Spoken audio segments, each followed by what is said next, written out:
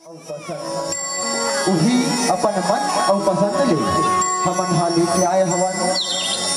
कि कैसे ढंग ले पैरी कंस हा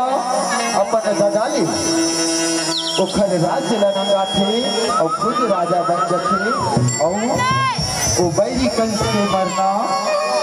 भगवान श्री कृष्ण के हाथ लिखाए थे। वही कथा लापन के बीच में भाग्य झांकी के माध्यम से दिखाए बजावत हमर मन दहाने ले दोनों हो भी प्रकार ले गाए बजाए और झांकी बैठाए पाए गलती हो जाए बोला अपन तोरा के खिलैया ले सजाने के सरे खलू और हमारे छोटे से गांव खर्रा और वही छोटे से गांव की ये नाम की मंडली मनमोहना परमानंद मौनी जस झांकी एवं भाग्य झांकी मंडली ग्राम खर्रा के नान लई का मन दहाने ले आपको जम्मो जन के चरण में सादर प्रणाम है हमार प्रणाम स्वीकार करो। कृष्ण भगवान की आधा जन मन बजावत हो आधा जन मन की बजात हो तब हो कोई बात नहीं। एक बात कहना चाहता हूँ कि जिंदगी जियो इस कदर मेरे दोस्तों कि मौत भी शर्मा जाए। जी हाँ जिंदगी जियो इस कदर मेरे दोस्तों कि मौत भी शर्मा जाए और तालियां ऐसे बजाओ कि मेरे कलाकार गरमा जाए मेरे कलाकार गरमा जाए। बहुत बहुत धन्यवाद संगवारी लो तो यहाँ हमारी प्रस्तुति आप लोगों के नाम बोलिए श्री कृष्ण भगवान की जय।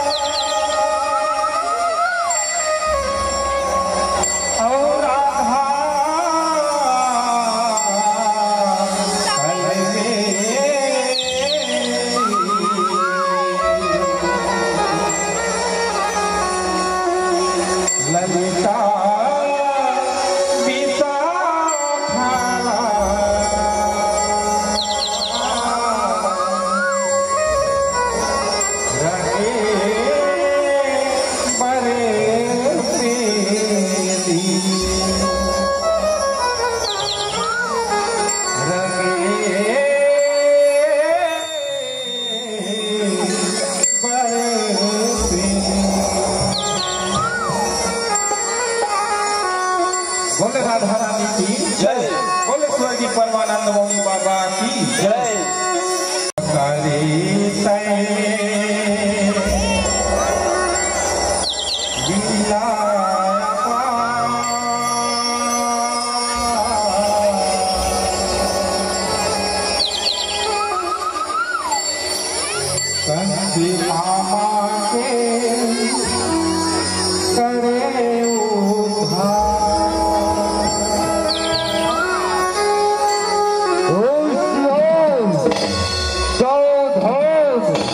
मथुरा नगरी के राजा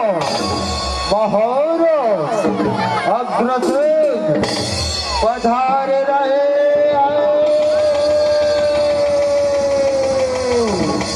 महाराज अग्रसेन की महाराज अग्रसेन की कंस मामा के करे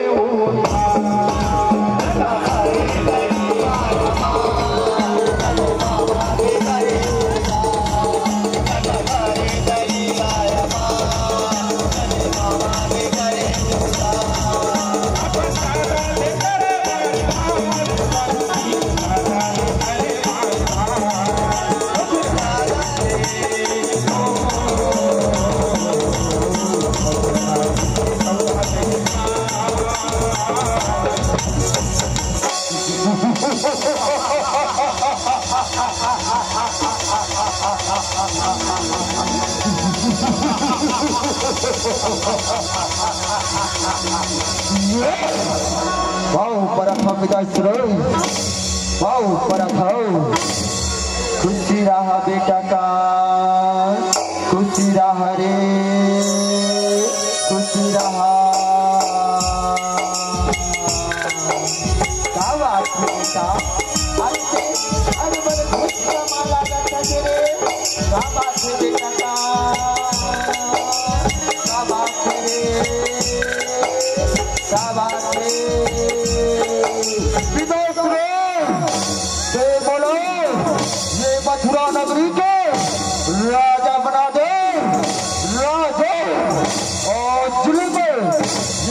मथुरा नगरी के राजा बनी हो राजा।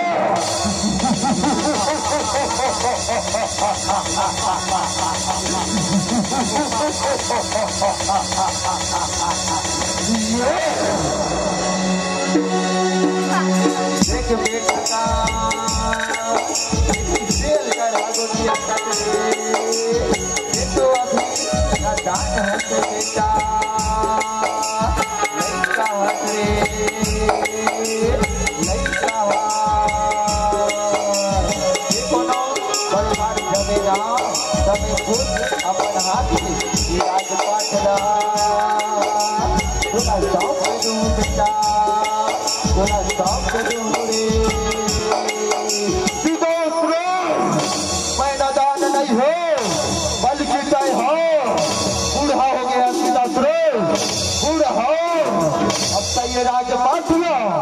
तो लायक के लायक नहीं रही ये राजपाट लो बोला दे दे सीतासुरे बोला एक बेटा का माया के बलमा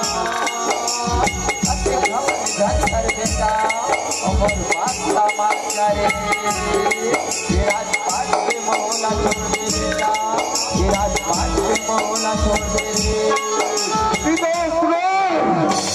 इससे नहीं माना चुनाव तो ठीक है आज तुम्हें तो लाओ मारे मार के बंदी बना हो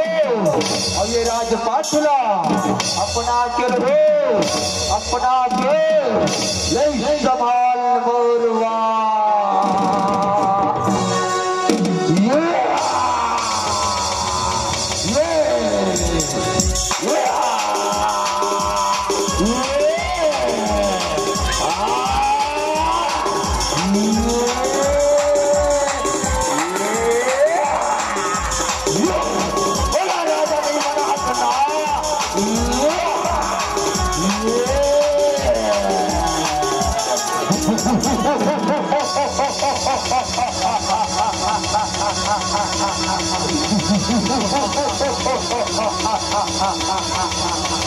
आज जिसे इस धरती लोक पे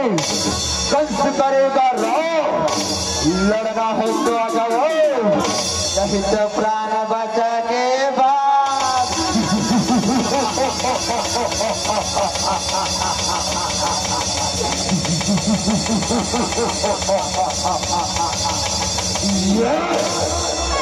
कंस मामा के करे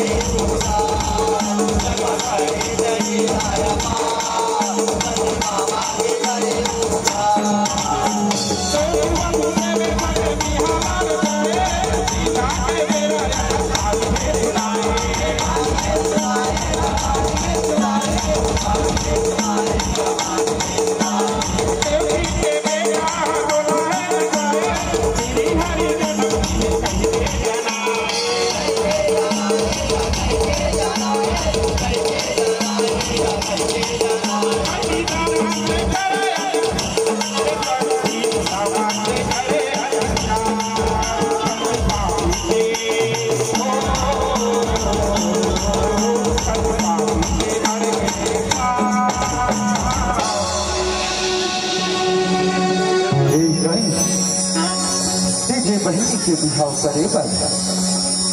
अतिक रजवाए रही सुना और जेकर बिहाव करके जेला पठे पर जावत है वही तोर बहिनी देव की और वासुदेव की आठवां पुत्र तोर मौत के कारण बनी कन हाँ कन तोर बहिनी देव की और वासुदेव की आठवां पुत्र तोर मौत के कारण बनी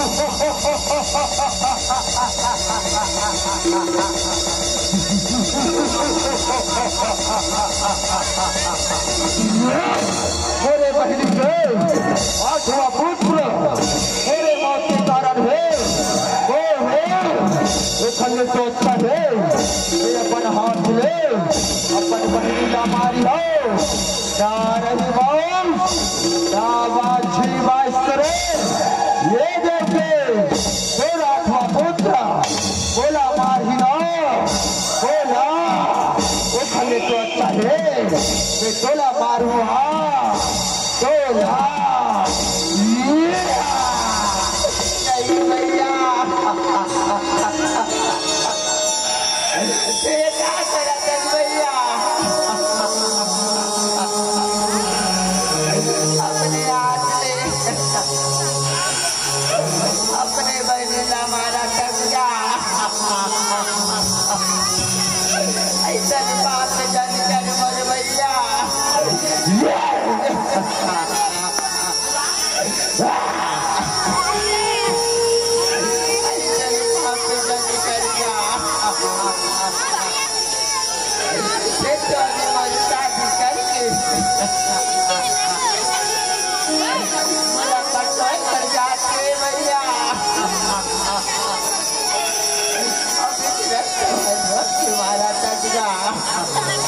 ऐसे बाप हो गए बोलने भैया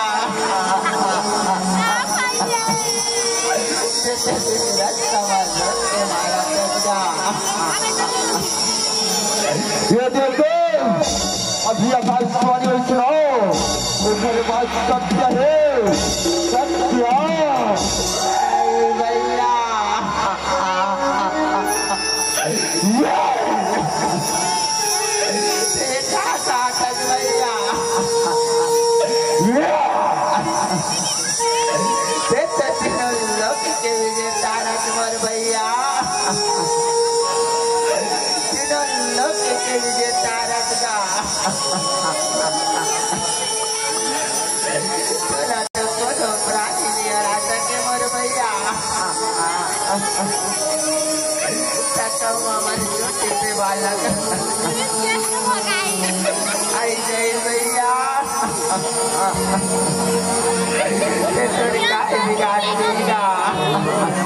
हमारा जीवन दान दे दे भैया जीवन दान दे देगा ऐसे न देव के ठीक है आज में तुम जीवन दान देवा था फिर जब तक ले तुम्हारा तो पुत्र ला अपन हाथ लेनी मारी हो ना जब तक ले और सारा घी में बंदरू देव के चल देव के चल वासुदेव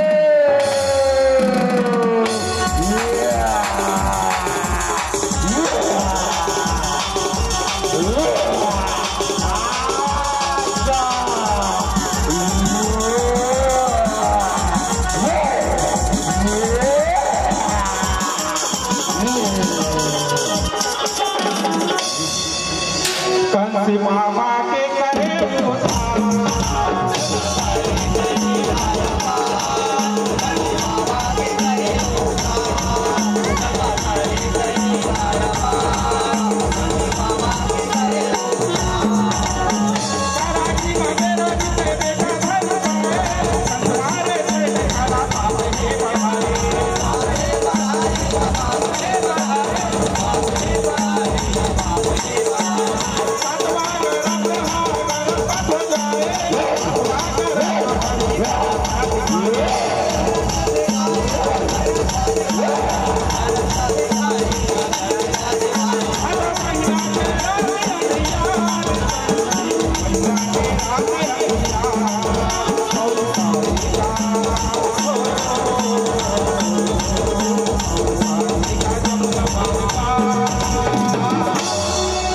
श्री कृष्ण भगवान की जय। कंसी मामा के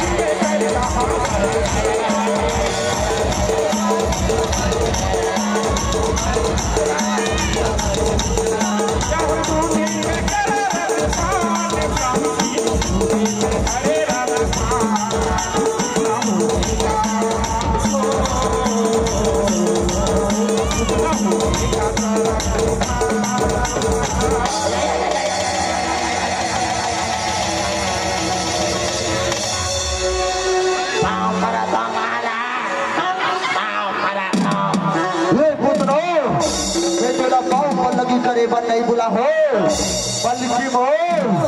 एक धन बैरी है जे कर लो कन्हैया है पुतना कन्हैया जा पुतना ते वो कन्हैया ला मार के आवे मार के महाराज ये तो लाई कल मारे मार बुला हत्ता एक लाई काला देखा क्या देखे तो देख महाराज देवो कन्हैया ला कथा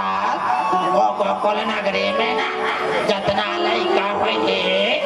जब मजल्ला माटर हो मारा जब मजल्ला माटर हो हे पुत्र चला चतने कहा पुरो उतने ला पर वो कन्हैया ला मार रे वो कन्हैया ला आता बरस महाराज एक कल मारना है देख रे बरस एक चीची आखत का आज्ञा देखे तो देख महाराज मैं अभी जाऊँ अब वो लइका ला मार के आऊँगा वो लइका ला मार के आऊँ पाँव परत हो महाराज पाँव परत हो जा पुत्र जा वो कल ऐसे करतो मैं अपन रूप ला सुंदर नारी के बनाऊं और वो कन्हैया घर जाके ओकर मांग करा ले ओकर लइका ला मांग के अपन दूध ला पिया के मारो अपन दूध ला पिया के मारो तब चलाओ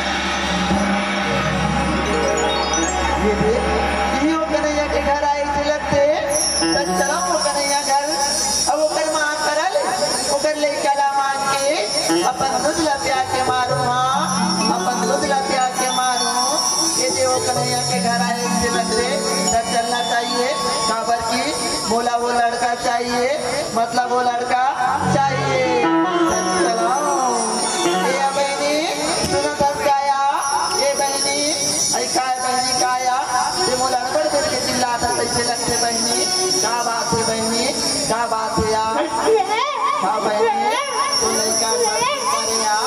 बोला एक खिला कर दे बेटा बहनी खिला कर दे बेटाया तो वो माता है बहनी जब भी आना तब खिलाओ मत खिलावत है और बड़े बड़े लोग आवत है बहनी तब तुम खिला ले या तुम खिला ले पकड़ बहनी ले पकड़ अरे चुप कर और बात कर तो रोवत और काम ना जाना दे बेटा अरे मैं तुझे लड़की का तसरे बोले मारे मन तो नहीं करते फिर कहाँ करो मोर महाराज कंचे आ गए तो मोला तुला मारे ला पड़ी बेटा मोला तुला मारे ला पड़ी रे देखा तो मैंने हो देखा तो ये हमारी वो अमर महाराज ले बता ये तुम्हारी एक भी तक नहीं है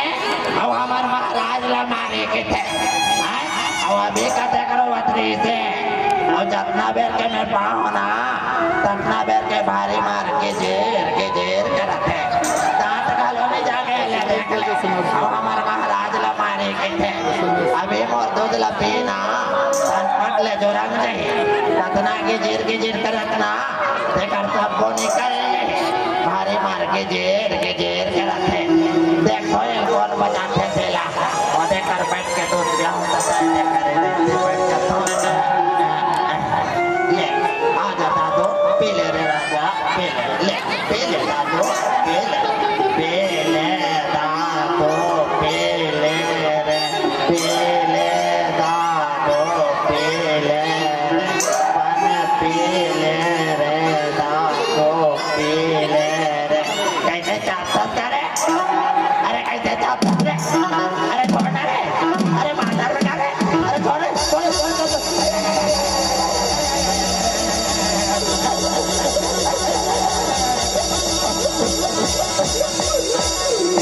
बोलिए श्री कृष्ण भगवान की जय कंस मामा के करे हो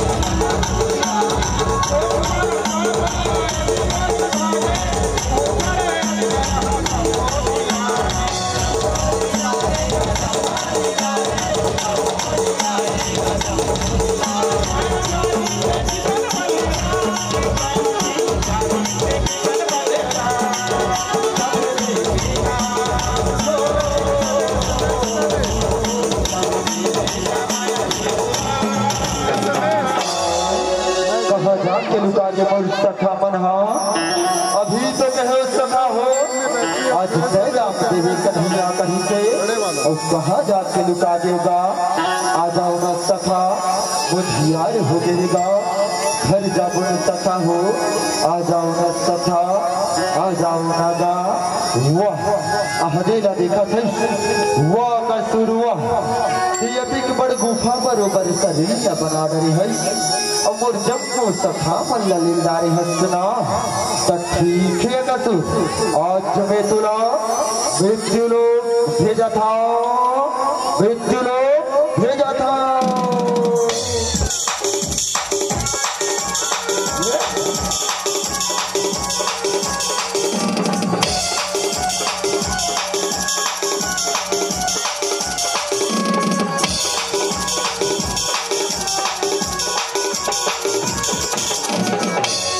बोलिए श्री कृष्ण भगवान की जय।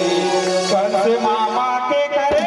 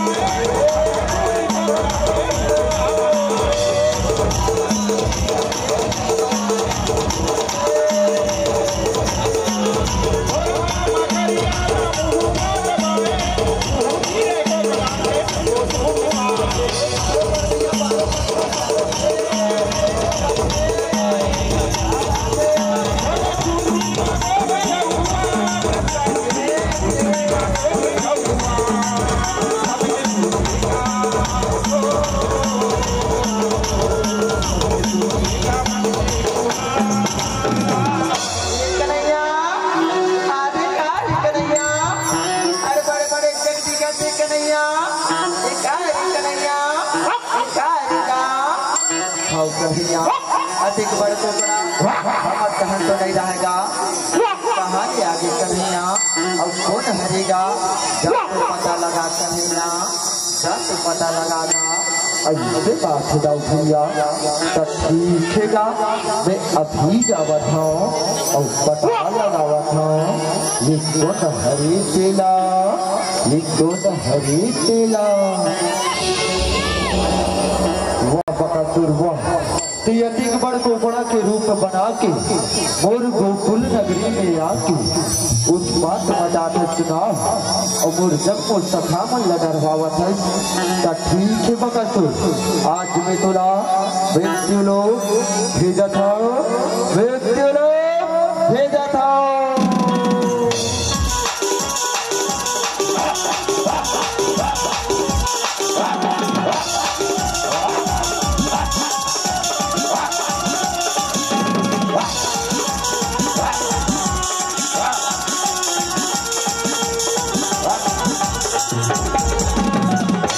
बोलिए श्री कृष्ण भगवान की जय।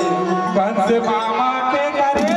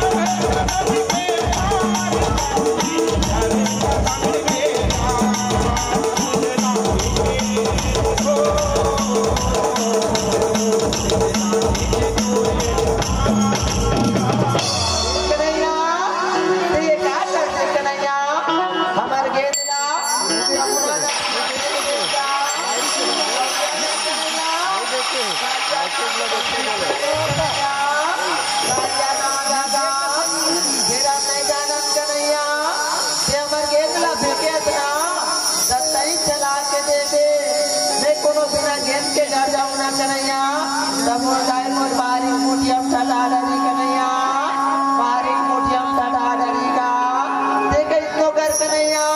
फिर मोर गेंद लगा के देगा, मोर गेंद लगा के ऐसे बात हो तथा हो तो ठीक छेगा। तुमन हा इसी तरह रुकाओ, मैं अभी जावा था वो गीत लालावा था, वो गीत लालावा था।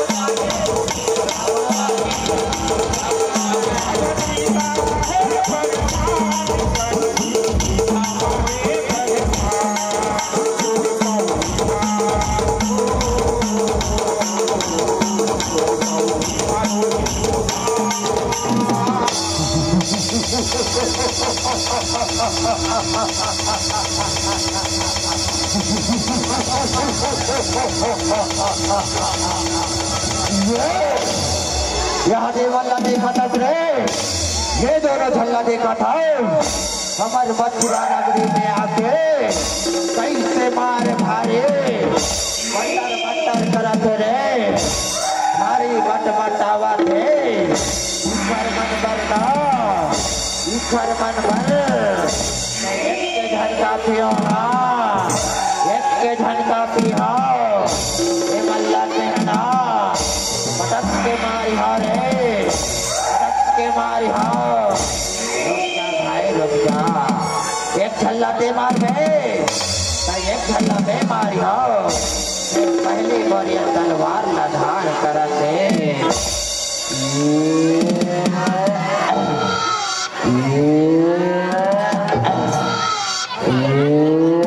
ये दे और तलवार कैसी चमचमले चांदी बराबर चमका थे अपनी बातें मना इधर जतना जात्री संगे है ना ओला भी पूरा कर भो नहीं संभाल हमार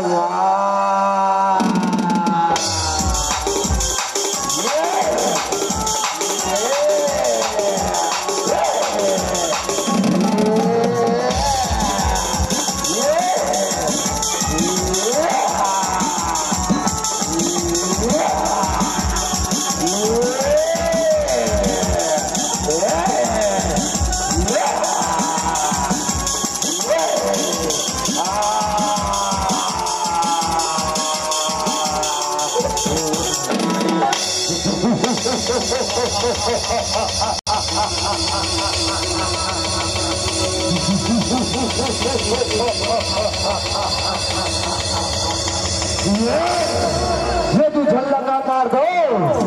अपन आप बुलाओ हमारे मन से तो लड़के बताओ सब पता चल है पहलवान काला मिले पहलवान यही संभाल हमार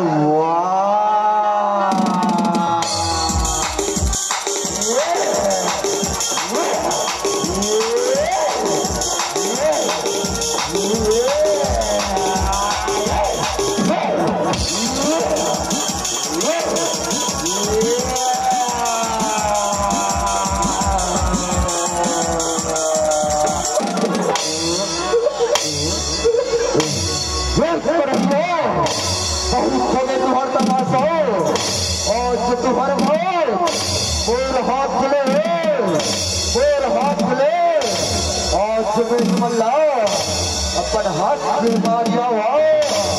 अपन हाथ ले ऐसे बात है मामा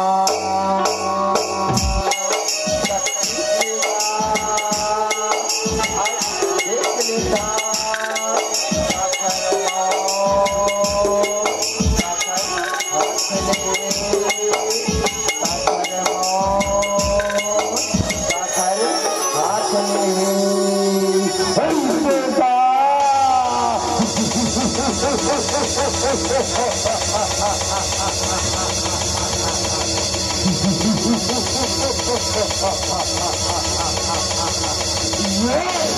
मथुरा नगरी के राजा कंसला मारी हो कंसला ना गदा की वार से ना बानों की बौछार से मथुरा नगरी के राजा नहीं डरता किसी बच्चों की ललकार से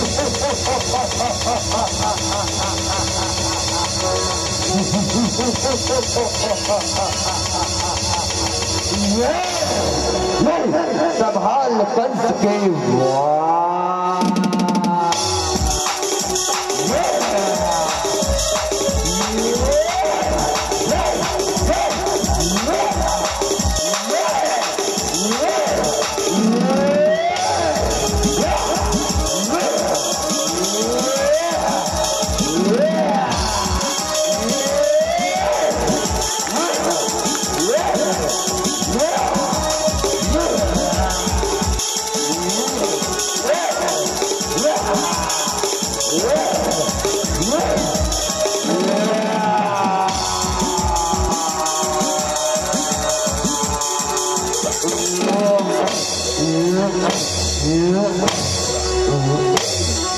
बोलिए कृष्ण बलराम की जय। कंस मामा के करे हो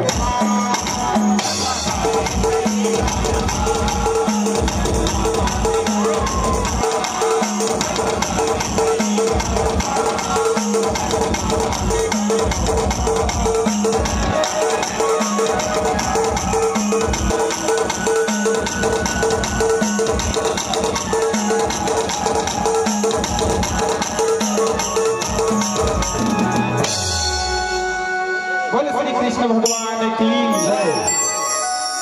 हो कंस मामा